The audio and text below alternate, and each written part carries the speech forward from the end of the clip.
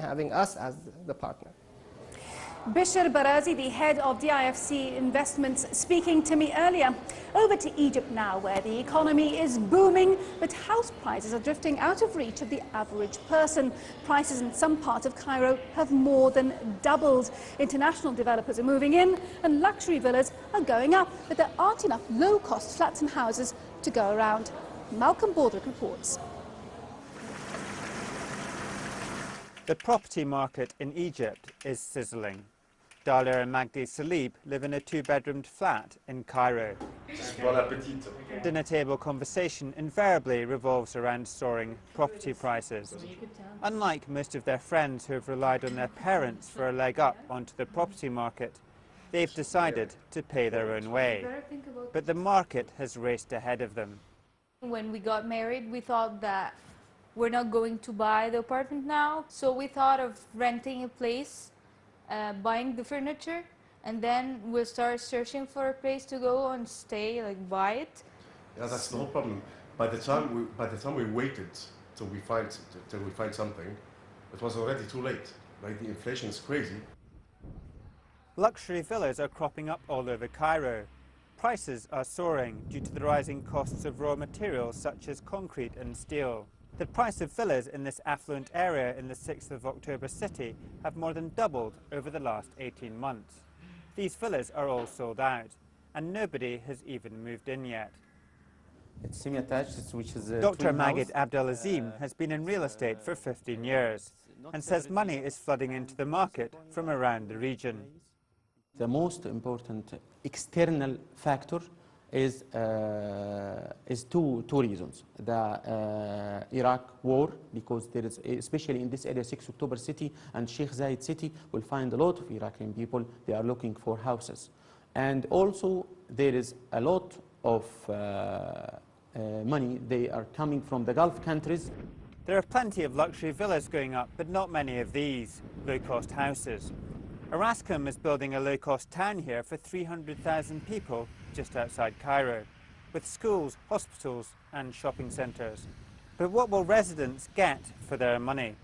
This house is just 63 square metres, and when it's finished it will cost around about $12,000 to purchase. The dome you see above me is a natural cooling system, so we'll save on air conditioning costs. And the other thing, it will make it much more difficult for residents to build on top of their properties.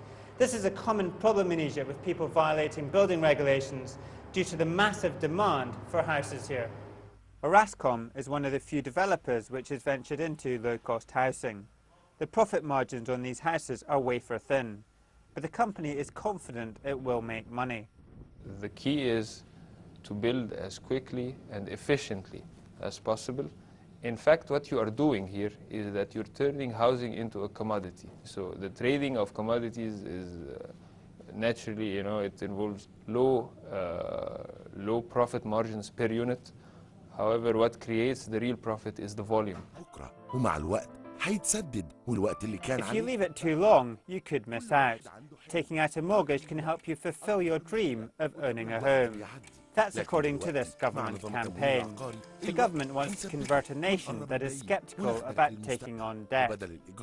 We're explaining to them the importance of home ownership, and it's always easier and better to get it through the mortgage instead of waiting for years and years of savings, and then suddenly you find that whatever you've saved does not cover even half the area that you were looking for to buy in the past. The Abdel Hamid family has taken out a mortgage to catch up with soaring property prices. Said is a lawyer and makes around $250 a month. As a low-income family, they received some financial help from the government. But the interest on their mortgage is still steep at 12%.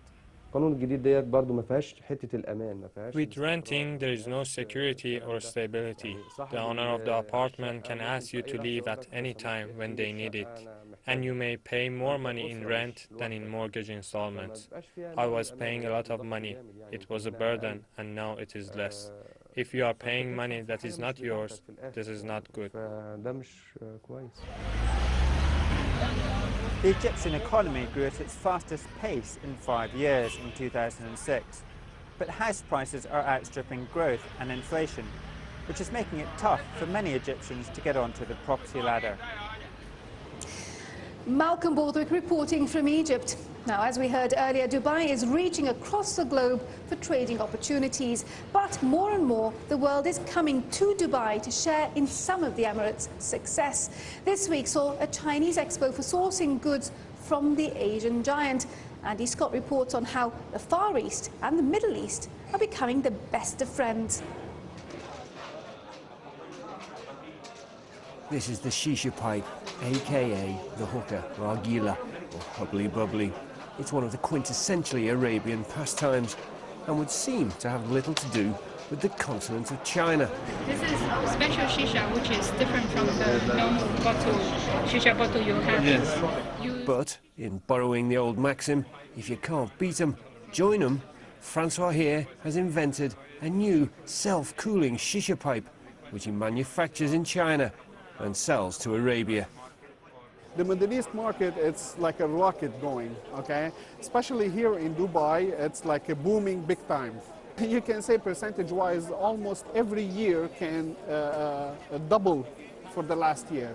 For example, the first 6 months of this year, we double what we have done last year business. And this is the 1.5 kilometre long Dragon Market, designed to bring the Beijing thing to the streets of Dubai. A one-stop shop for all things Chinese, and, so the management says, has increased sales between 15% and 18% in the last 2 years. Really, as a consumer power, our purchasing power, we are maybe 4.5 or 5 million, so it's not that much. But the surrounded market, yes, like if you look at Africa, it is absolutely hundreds of millions. So that's, I think it's going to stay for a long to supply to those markets. Dubai's trade with China is outstripping all others. Its imports have grown at an average of 14% since 1997. That's compared to the overall import growth of 10%. And in 2006, China exported $14.2 billion worth of goods to the Emirate.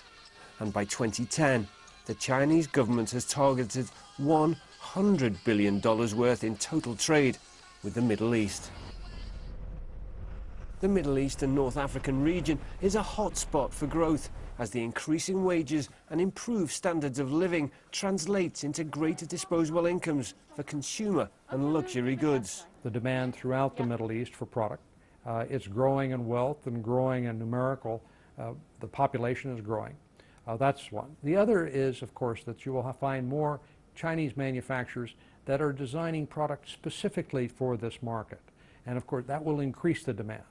So you will have it in two ways. You will have supply that is better positioned to sell within the market, and of course you will have increasing demand within the market for products from China.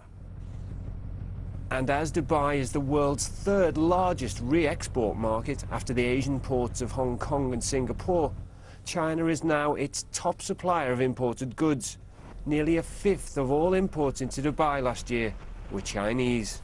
The living cost is really shooting up in the Middle East, basically, and there is no choice. They have to go for a good quality with a very attractive price. So it's only a Chinese product. There is no other products, basically. The market is very thirsty, very hungry for such products. Arabia's demand for Chinese goods is on an upward curve, with electronic goods preeminent. However, demand for some of China's products is still open to question. Andy Scott reporting there. Well, let's take a quick look at how the region's major markets perform now. And while the numbers are on the screen, let me remind you of our email address. It's thebiz@bbc.co.uk. Do email us if you think you have a story for us, or if you'd like to comment on anything you've seen on today's programme. Next week, we're back in Egypt along its northern coast. We'll be looking at its drive for the high-end tourist. I do hope you've enjoyed this week's programme. Until next Saturday, thank you for watching. Bye-bye.